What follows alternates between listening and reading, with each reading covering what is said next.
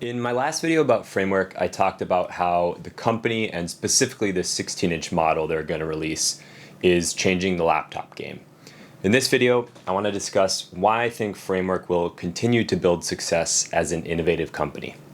In particularly, I want to highlight some extremely promising updates to the Framework 16's modular design and the assembly line inner operations, as well as a very cool live stream the YouTube channel Hackster Cafe did just a few days ago with the CEO himself, Nirav Patel, where he reveals some inner workings of the company and some interesting details of his past work. 3 months ago, The Verge got an inside look at the Framework 16 and shared a lot of details that were previously a mystery to the public. From a physical design perspective, they've managed to make the magnesium aluminum alloy chassis feel very rigid yet incredibly light. All the while, they kept it under 21 millimeters thick while being below 4.6 pounds without the graphics card and sub 5.3 pounds with the GPU attachment. Their modularity is really focused on design as well, which I'll touch on more later when I talk about Nirav's interview. Getting back to the GPU and the expansion bay port, I have to say that when I first saw The Verge's video, I was originally a little disappointed that it's not hot swappable for an expansion dock of some sort. But upon further consideration, I concluded that they made the right decision to have it screwed in. For instance, imagine that you're working on an important task and you go to move your machine and accidentally unlock the GPU or whatever future device you have in the expansion bay. That would be a disaster. With this in mind, the 1.5 to 2 minutes it takes to swap out the GPU isn't bad at all in my opinion. Interestingly enough, the small device that's used as a sort of PCI connector is called the interposer. It has 8x lanes for whatever device you'll be connecting in the back, 2 screws cinch down the interposer to the chassis, and then 2 more screws lock down the GPU attachment in the back to the interposer. Additionally, the interposer can carry fan signals and over 100 watts of power. Finally, one of the coolest things I saw in the Verge video is that Framework built a graphical user interface for input module additions.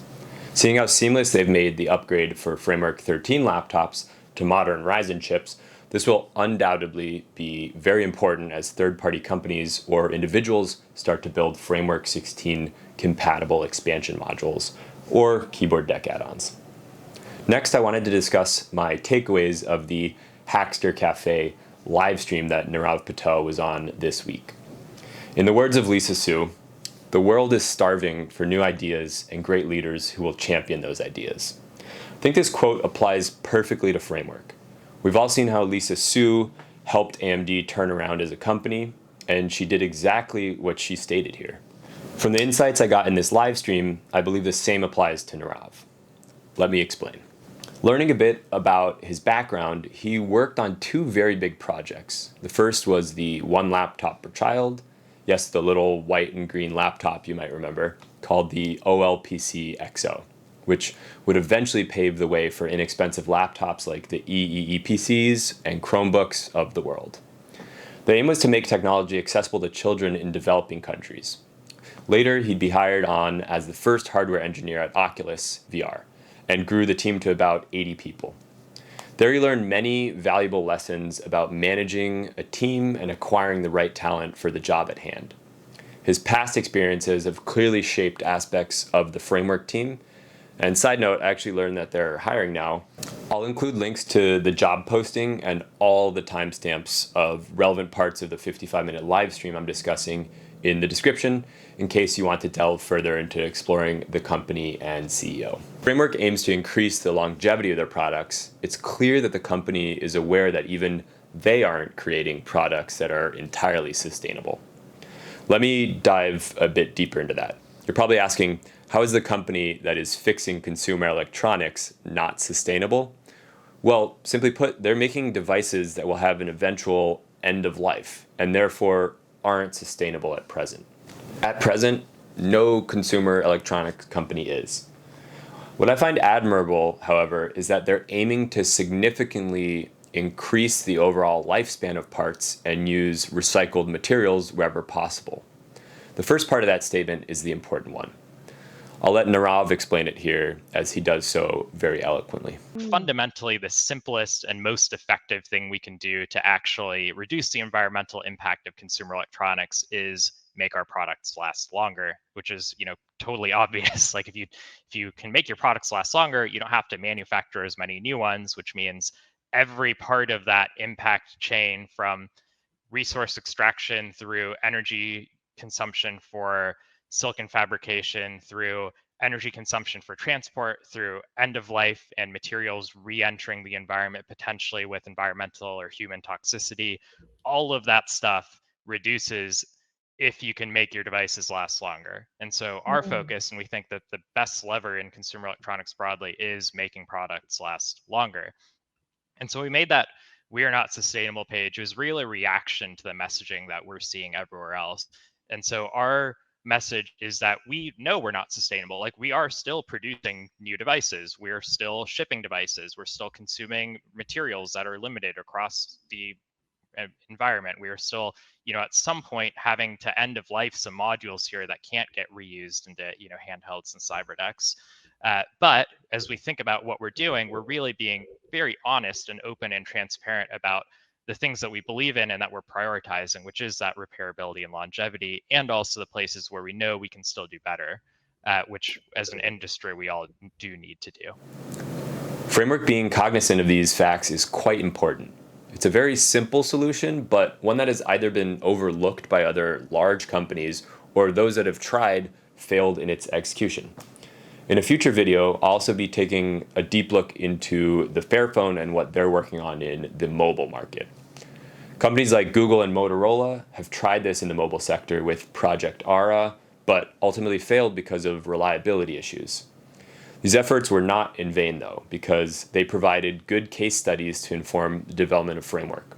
Other projects that have foregrounded repairability for laptops include Dell's Project Luna, HP's Elite G series, and the crowdfunded Navina open source laptop project. The way Framework learned from these past missteps was first and foremost reliability, and second was design constraints.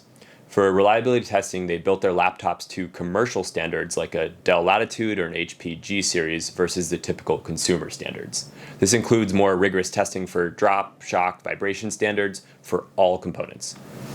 Then in terms of the design, they explicitly took into consideration Apple's appeal by trying to make the Framework 13 match the svelte and lightweight design of a 2019 or 2020 MacBook. The Framework 16 is comparable to something like a MacBook Pro 16 if you look at the weight and thickness. This was an area where Project Ara fell apart. For example, its design was clunky and all over the place.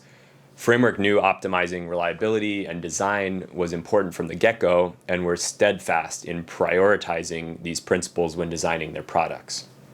Let's take a moment of silence for all these fallen projects that could pave the way for Framework.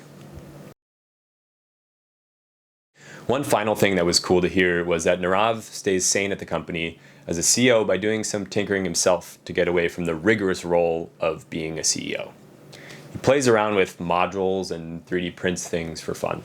I'm still kicking myself that I wasn't able to join the live stream when it happened, as they were asking for questions at many points during the interview. Maybe next time. Coincidentally, around the time when I launched my last Framework video, it just so happened that Linus Tech Tips also released a video where Linus toured the Framework factory and assembly line during Computex in Taipei. I found this video to be really encouraging in assuring me of the viability of Framework's expansion, but also the impressive thoroughness used in constructing an assembly line that can operate at scale. Just like their laptops, they've made the assembly line adaptable and modular. For example, the tour Linus did was one line for the Framework 16 pre-production models. Framework has designed the line so that they could easily scale that to 10 or say 100 assembly lines quite easily. They've even built custom machine tooling for parts that would be prohibitively labor intensive otherwise, like the 40 screws on the keyboard. As an engineer, I found seeing the inner workings of the assembly line to be quite fascinating. It's clear that the CEO and company have really thought everything through to make their products come into fruition in the most effective manner. It was interesting to learn that the DIY versions are actually more expensive to produce than the pre-built counterparts, which is the opposite of what many might assume. Since the products are rigorously tested to completion, they actually have to disassemble the DIY versions after testing in order to ship them to you so that you can build the laptop you receive yourself. This is a prime example of how the company prioritizes the experience of the end user. Nirav also mentioned that components that don't meet visual quality control inspections are pulled from the line and evaluated so they can tighten up the process.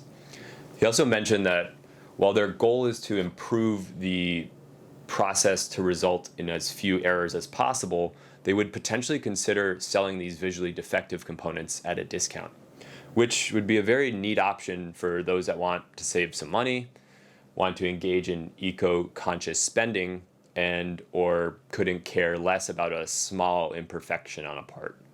I'll link the factory tour video and all the other videos I've referenced in the description below if you want to take a look at them.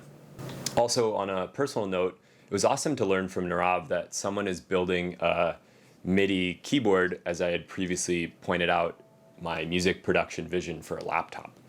If you missed that video, you can check it out here. Thanks for watching, and I'll hopefully see you in the next framework video I do.